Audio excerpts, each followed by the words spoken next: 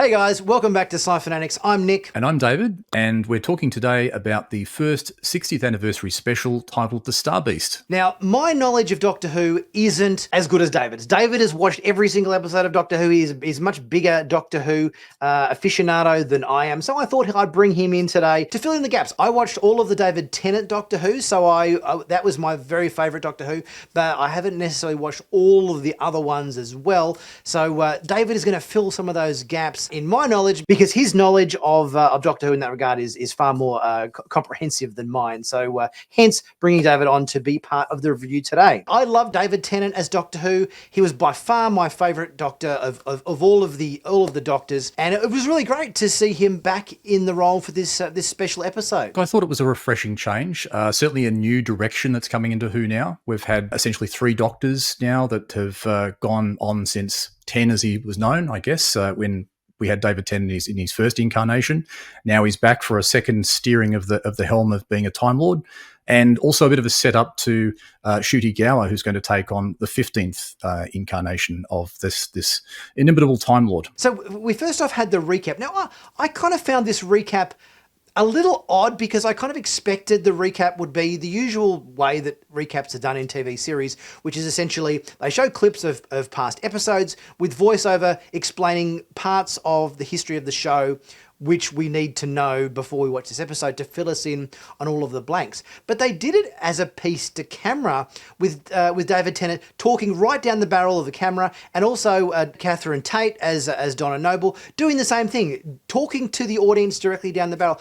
And I kind of found this recap a little bit, it wasn't what I expected. So I think that it was setting up the story to focus just on where 10 left off and where Donna left off. We've got some unfinished business here, and just focusing us on these 3 specials, and these are going to be about essentially Dr. 14 and Donna. In our first scene, we have the TARDIS landing in a sort of a back alley, I suppose, somewhere in London there. And we've got people all milling around, and we get our sort of first introduction to what Donna has been up to in the meantime. She's carrying a big stack of boxes. We're right into it. There's no sort of setup. There's no him wandering through the city and all that sort of stuff. It's like right in those first couple of minutes, we've got Donna and the Doctor crossing paths together, which I think was completely fine. We're right into the action, right into the story, and right from the get-go you think, oh geez, these two have come together quite quickly here. Exactly, and I think that was the whole setup, where initially they just went with the story to sort of cut you in so that the pace is kept up. Bang straight into it,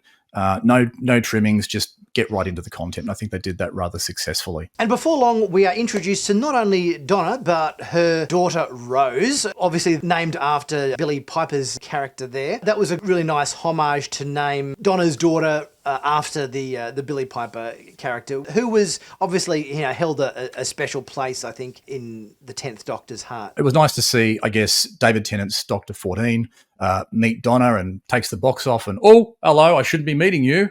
That's going to cause some problems. And then she mentions Rose, and it's like, what? Double what?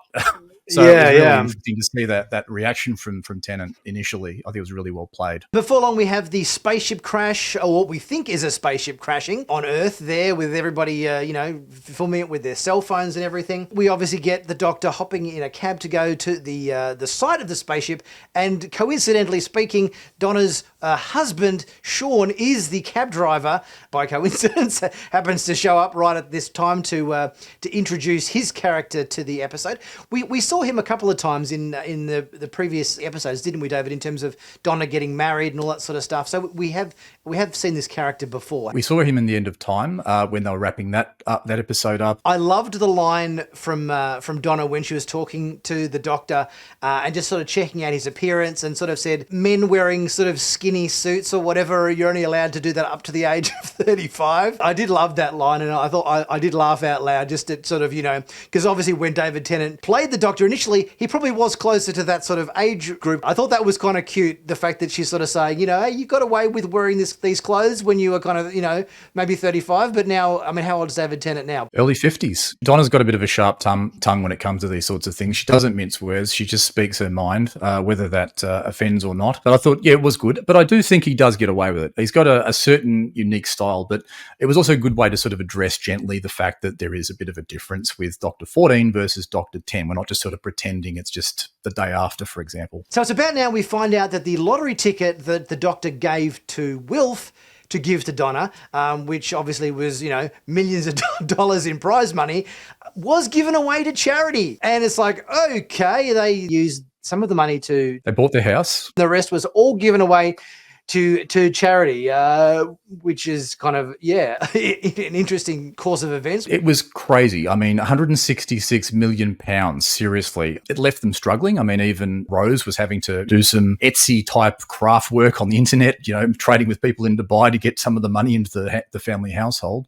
But also, it did reflect, I think, part of where Donna was at in terms of her wanting to give back to the universe. That's something that she kind of lost since being with the Doctor, and maybe this was her way of addressing that. Next, we see the soldiers from UNIT going to what they think was the crash site for the spaceship, but obviously on closer inspection reveals that the ship actually made a controlled landing, so it wasn't a crash at all. So these UNIT soldiers that we do see, UNIT has been in Doctor Who for quite some time. They came into the show, or were first introduced in the show as a sort of covert Earth agency back in the 60s Doctor Who. They first appeared, or actually Alistair Lethbridge Stewart, who was a colonel at that stage in the organisation that I guess predated UNIT, in the story Web of Fear, which involved the Yeti in about 1968.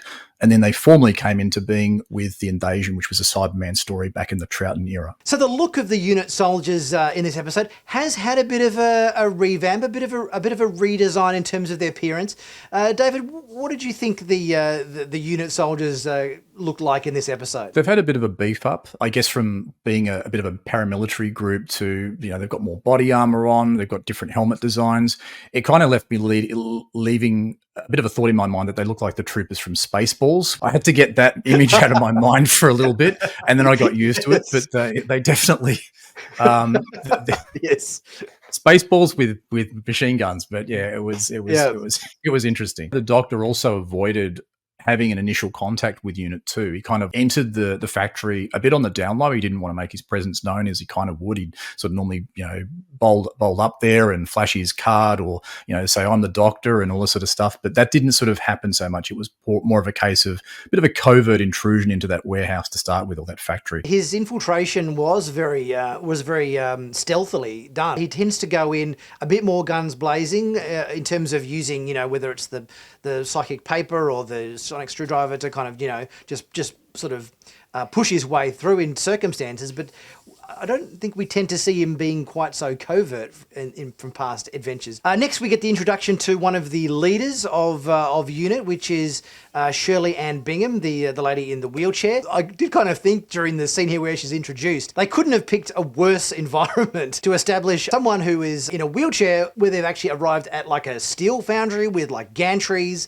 and like walkways and like ladders and stairwells and everything. It's like, this has to be the most unfriendly wheelchair location on the planet they've chosen for her first appearance in Doctor Who. It was a bit of a challenging one for her character, but I think she's used to that, and she kind of moved the story along. And also, it was probably in some respects in this particular situation good, because then she wasn't going up and getting exposed to the indoctrination element that came out of the spaceship. She made up for things with her wit and her intelligence. She wasn't afraid of giving the Doctor a bit of sass back. It did also make me think what happened to Petronella Osgood, who was the previous scientific advisor. So I don't know where she's got to, but this new addition of the team is an interesting one. Definitely pushes the inclusivity umbrella and just shows up some of the challenges that I guess people with disability face in the world. Next, we get to see a bit of domestic life going on at the Noble household. We've got Donna's mum, Sylvia. She's there at the stove, cooking dinner.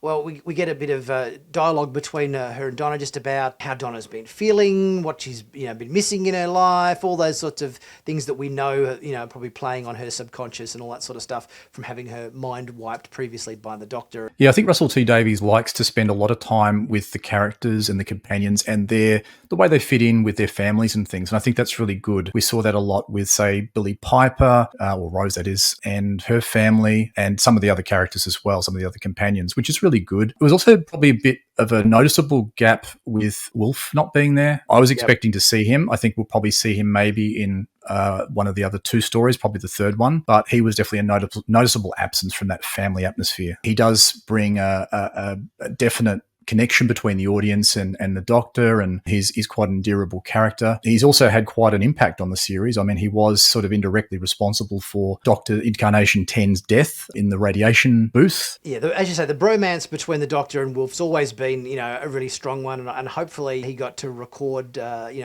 some involvement in this 3-part special before obviously tragically passing away last year. Next, we see the fact that this spaceship that crash landed in this steel refinery wasn't the only spaceship. There was an escape pod that came off that, which has landed in a field not far from Donna's house. Certainly, it seemed like it was within 100 meters or something, I think, for her property, because I think Rose just basically walked out the back gate and they were essentially there checking out the escape pod. And we soon get introduced to the character of Meep. Meep reminded me a lot of the Mogwais from Gremlins, before they turn into Gremlins or whatever, but just a scaled up version. I think there was also a bit of Grogu maybe somewhere in there too with the look of the Meep. There's also elements of this Meep character being the character that you see as being completely adorable and lovable and everything, but then turns out to be a vicious, bloodthirsty killer. Kind of had shades of Moopsy from Star Trek Lower Decks, I thought. And also there's some shades of, particularly in the scene out the back of the house where Meep was hidden amongst all of the other plush toys, there's definitely some homages to E.T. in that scene. And I love the fact that Donna comes in and is looking at all of Rose's sort of crafty plushies that she, sells on Etsy or whatever it is, and saying that, that's the best one you've made yet, and pokes him in the eye, and that was a quite a fun scene, I thought. I thought the animatronics were quite effective and really made the Meep look very believable. What I found a little bit interesting was Rose's reaction was just pretty nonchalant. It wasn't like she was super surprised. Now, maybe that's because she's got Doctor DNA in her or whatever, yeah? Yeah, exactly. Later in the episode, we find out that, there's a lot of the Doctor's energy or whatever that ended up in her as well. There's some, obviously memories and skills and everything that was passed from Donna to her to kind of share the energy that Donna originally took the burden of. Obviously is wrapped up in her skill set, and obviously then plays into the fact that, she wouldn't be surprised by seeing an alien character, I guess, if she has, these sort of, even if it's subconscious memories of all these experiences and stuff. And as you said before, I think the animatronics of the Meep looked pretty good. I think they look good. I thought the Rorf warriors kind of seemed a little bit clunky. Like, you could kind of tell they're just guys in rubber suits, standing on stilts. So I kind of felt that looked a little bit too kind of 1970s Doctor Who kind of vibe. Come on, we're in 2023 now. Like, the makeup and the appearance for them a little bit more current standard, rather than sort of seeming like they were really more so, I think, in that sort of 70s or 80s kind of Doctor Who kind of look. Originally, this story came from a comic in 1980 called The Star Beast, which was in Doctor Who Weekly. So they may be quite literally taking, I guess, that era and just translating it into the modern age without doing, I guess, a bit of a refresh of the looks of these aliens. But yeah, they did look a little bit sort of maybe Teenage Mutant Ninja Turtle-esque precursors, I guess, but probably not too much to detract from the story, I think. Probably one redeeming quality of the Rorth Warriors was the fact that they had wings and that they could be airborne, which probably gave them a dynamic capability that you don't see on probably too many aliens. Yeah, it gave them definitely an advantage, I guess, on the battlefield, so to speak. The whole sequence where we get the Rorth Warriors trying to capture Meep, we've got the unit soldiers coming in, blowing out the door of the house. We've got gunfire going back and forth in the house. I think we've got something we haven't seen the Doctor do before, which is basically use his sonic screwdriver to create movable force field panels in the hallway of the house to keep them protected from laser fire as well as machine gun fire as well. I don't think we've seen the Doctor use his sonic screwdriver quite in this fashion before. Definitely there's some new uses to the sonic screwdriver, and I think in past incarnations the sonic got a bit of overuse in particular ways.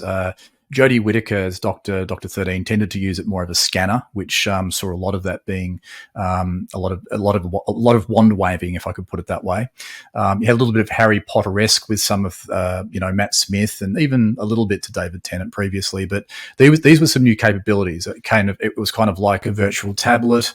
As you said, it does the force field panels. It actually even becomes a teleportation doorway to get the raw through for the car park court a little bit later on, and it does the fun stuff like opening locks and opening alien hatchways and things. Now, I know in the past the sonic screwdriver has kind of been used as a bit of a solves all problems kind of device, maybe a bit of a Deus Ex Machina kind of device where any problem can be solved with it. It's a bit OP in its use, which I acknowledge. But then again, I think it makes the device a lot more interesting if it has all of these different uses as well. So I think you can't lock it down to just being able to open locks and open doors and so forth. If it's the Doctor's own one and only tool, it has to be able to do an array of different tasks. Do you think it was kind of overused a bit too much and a bit too easily in that respect? The sonic being overused is probably nothing new to Who.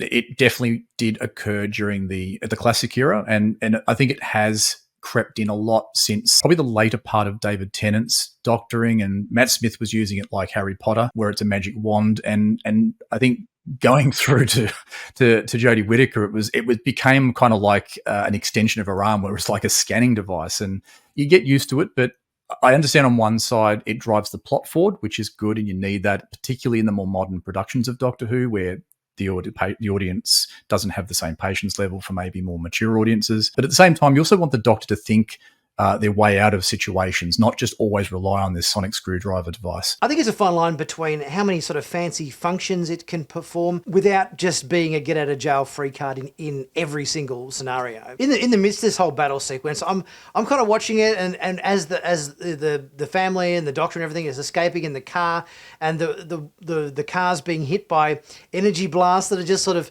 just bouncing off the windscreen, my initial thought was, what is bullshit?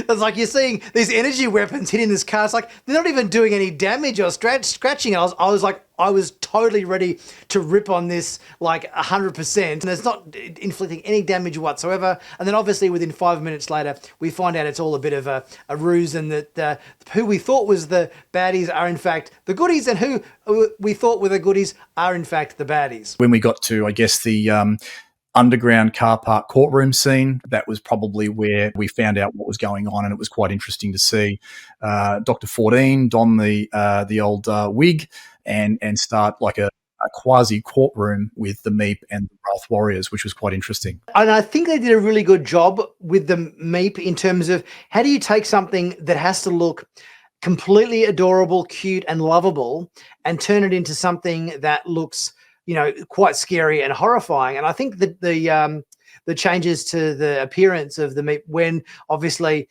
the Meep goes, well, screw this, I'm just going to drop my facade. Of obviously Miriam Margolyes, who did the voice for Meep, I think did a great job of switching that character portrayal of that role from being, completely cute and lovable to being completely evil and fearful at the same time. I noticed they went more for a CG look, I guess, when they're making Meep look evil versus cute. Cute was tended to be just the natural animatronics, whereas the evil Meep was more, I guess, CG enhanced. It was also interesting to hear the background story too. I think that whole story dynamic of flipping on its end who you think are good end up being bad, and who you think about it end up being good, where we hear the Wrath Warriors, talk about why they're there, why they're trying to capture the Meep, and suddenly the dynamics of the story suddenly shift and take a completely different turn in that second part of the episode, which I think was quite refreshing. I think it, because you're led to believe one thing, and then the reverse is the truth. So I think that kind of played quite well at that point in the episode. It takes the whole adage of never judge a book by its cover, or never judge by appearance alone, to the nth degree. So next we see the family captured by the hypnotized soldiers, and the Meep everyone's taken back to the spaceship where they're imprisoned, I suppose, by the soldiers, and the Meep. Obviously, Meep reveals his evil plans. We revealed that this dagger drive from the ship is going to mine itself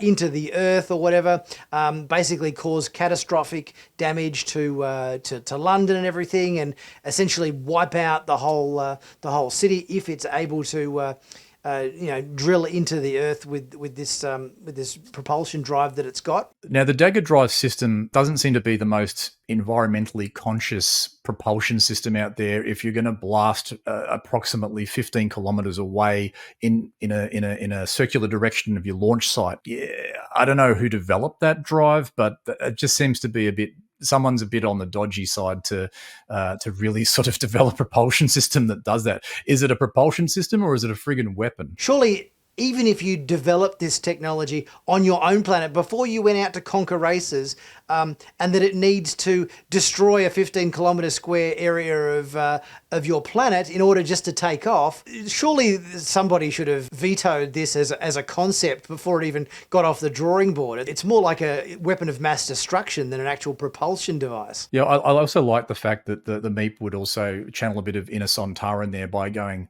human scum. I think that was really, really quite funny as well. It was quite funny to see the whole Meep worship thing with all of the I guess the indoctrinated people there. And they were just along for the ride too, despite the fact that the Meep was quite open about the fact that they're, how lowly they were regarded and how their fate was imminent. The whole, really heavily armoured butch military force or whatever, bowing down and praising, the small, fluffy, cute, alien creature, I think had a nice contrast or counterpoint to it as well. And just when we thought our heroes were stuck and in trouble, they get saved by our wheelchair lady who has a bag of tricks built into her wheelchair. Anti-personnel darts. She had rocket launchers in that wheelchair. She was like a James Bond machine with that thing. The only thing that they didn't do was probably build in some sort of levitation capability, but maybe that comes next story. I think it needs a bit of a mobility upgrade based on the locations they're visiting. At this point, we have Donna following the Doctor into the Meep's ship there. She calls him Doctor for the first time. Obviously, her memory is starting to be re-triggered. Looks like they're in like engineering section. And I got to say, it was good to see that old kind of camaraderie coming back into the dynamic between these two. Yeah, look, I think that was what we were waiting for, the whole episode, for this to sort of happen. She was re-triggered. She was given a choice this time to die to save people of London. Whereas when her memories were taken last time, there was no choice there. It was kind of like the Doctor just did it because he had to do it. He didn't ask her. She didn't want to do it. She was kicking and screaming to not be put through that process. But this time it was a bit of a different dynamic. She was given a choice, which I think was very important. And it sort of goes towards, setting up that piece around resolving the unfinished business that they had between the two of them. London's about to be destroyed, and we had quite an elaborate visual effects sequence here where we've got, earthquakes tearing down the street. We've got, cracks appearing all over London. So there's definitely, a few dollars, thrown into the visual effects aspect of this. I thought that was quite impressive. Yeah, I think one thing that also was interesting was the fact that all just sewed itself up after the resolution, which I found did sort of push the I didn't buy credibility. Yeah, I didn't buy it either. I sort of thought that was, if you've got a roadway busted open, it's going to, with some lava or something in there, it's going to at least stay cracked open. I think I would have preferred the Doctor to do something to counteract that. He does something with the TARDIS to repair that. I would have liked to see that resolved in a better fashion. A bit like how Superman flies backwards around the Earth or whatever, to undo all of the floods and earthquakes and whatnot that happened at the end of Superman the movie. Even though we get the Doctor sacrificing Donna to stop the ship and everything and stop Meep, and where we think this is the end, and obviously Doctor's got Donna in his arms and everything, you think, oh, that's it, she's only going to be in the first episode. We then obviously reveal that that energy that was built up inside Donna's head or whatever, that obviously was meant to kill her if it was ever released, has been shared between her and her daughter Rose. That energy that was then dispersed between the two individuals rather than all of that burden going to one. I thought that was a reasonably well done explanation as to how we can free up Donna's mind without killing her, in a kind of a plausible way, to say that the energy has been shared between two human beings rather than having the burden of one taking all of that weight. And also they kind of implied that because Rose had both Donna and the Doctor's essence within her or whatever, that when they were kind of talking about binary, Rose would say non-binary. So I guess the fact that she had both the sort of energy of the Doctor and Donna in her kind of in some way made her non-binary or transgender or whatever, which sort of seemed to be also kind of explaining that choice. It was really interesting to see that counterpoint. It's kind of like the masculine and the feminine in the same person at the same time, working in harmony with each other. Although when Donna and Rose expelled their Time Lord energy, I didn't think it was particularly necessary to have both Rose and Donna belittle and kind of insult his intelligence, being a male Time Lord, and he could never understand what they were doing because he wasn't female or wasn't transgender. I think that was a bit of a misstep. I got no problem with Rose being a trans non-binary character, but we don't need to insult and diss the Doctor because he's not. That's kind of inappropriate. The fact that they could just let it go, I think was the statement. And that, I think, was a bit of a cop-out to me because there'd been 15 years of protecting Donna and a close call in between there to never have her remember this, and for a solution just to be found like that. Yeah, that was crap, if you ask me. Everything clinched on this one event that she could never remember, or she would be killed. Her brain would be completely frazzled or whatever.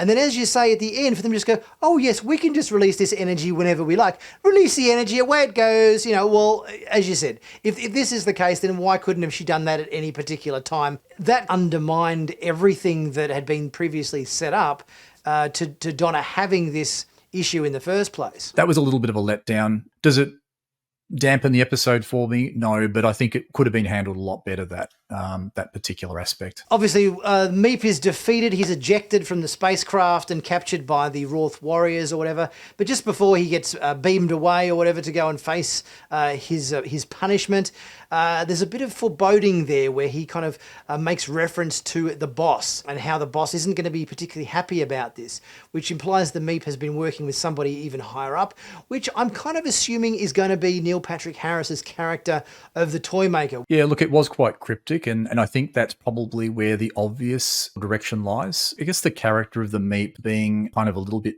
puppet looking sort of plays into some of the games and the puppetry that the Celestial Toymaker would be up for. So I think we'll probably find a bit of a loop back into that statement, back into the boss being the Celestial Toymaker. And at the end, obviously, we see the TARDIS interior, which has had a bit of a redesign. What were your thoughts on the new look interior for the TARDIS? Big, expansive. Again, the Disney budget coming into play here, that it starts to maybe detract from some of the more intimate scenes that we get between the Doctor and the companions.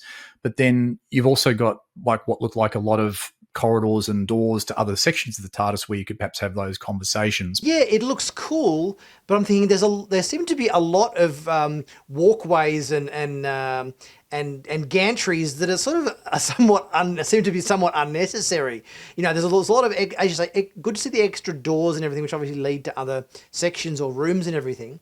But having some sort of sweeping hallway which curves around everything going up to a door, it seemed to be a lot of excessive pathways that seem to take up a lot of unnecessary space. I kind of thought it also liked the mood lighting, where it seemed like we just saw this a little bit at the end there, where the lighting changed, a bit like a nightclub. Yeah, exactly. In fact, the whole element looked like the Cerebro chamber from X-Men. I think it sort of had a little bit of a vibe of that. And obviously the TARDIS makes coffee now. I think maybe they need to focus on a bit more insulating of critical systems, because obviously at the end there Donna spills her coffee into the controls, which seems to have quite a catastrophic effect. Yeah, look, she might be the best typist in Chiswick, but she's probably the most klutziest person with coffee and a computer. So putting a coffee machine in the console of the TARDIS is probably a bit of a stupid idea. That coffee spill seemed to trigger a absolute cascading storm of trouble, and even the cloister bell, which generally sounds at the most dire of times in the TARDIS, was ringing there in the background. So that's probably going to be, I guess, a lead into a fairly different tone second episode in the 60th anniversary special, where they might be in some serious trouble and the TARDIS might need some serious dry dock time to repair itself. Who knows where we're going to end up in episode 2, but obviously it leaves the episode on quite an interesting cliffhanger there. So all in all, I quite enjoyed this first episode of our 60th anniversary special. I think it was an exciting first hour of the show. I think we had some good humour in there. We had some good callbacks to the past adventures with the Donna and the Doctor and everything. I think they did a solid job of this first episode. There's obviously a few little bumps and everything along the way that, as we mentioned, maybe they could have handled certain aspects a little better. But I think, for the most part, I think this was a solid episode. It definitely benefited from a bigger budget. It solidly benefited from the Doctor-Donna relationship and dynamic and working through that. And I think that's probably going to bring more interest back to the franchise that may have been waning a little bit in recent years. But guys, let me know what you thought about episode 1 of the Doctor Who 60th anniversary special, the Star Beast. Leave your thoughts in the comments section and let me know what you liked, what maybe you didn't like as much about it. Give us all your feedback and thoughts. And we'll get chatting about that. David, thank you for coming along and being part of my breakdown and review today. No worries. A pleasure to be here, Nick. No worries, guys. We'll see you for the next review of episode 2 next week. Be sure to check out my merch in the merch store. Plenty of cool t-shirts, hoodies, mugs, caps, stickers, you name it, all there at really good prices. Help supporting the channel at the same time. And we'll see you for the next episode of the Doctor Who special next week. Take care, everyone. We'll see you then.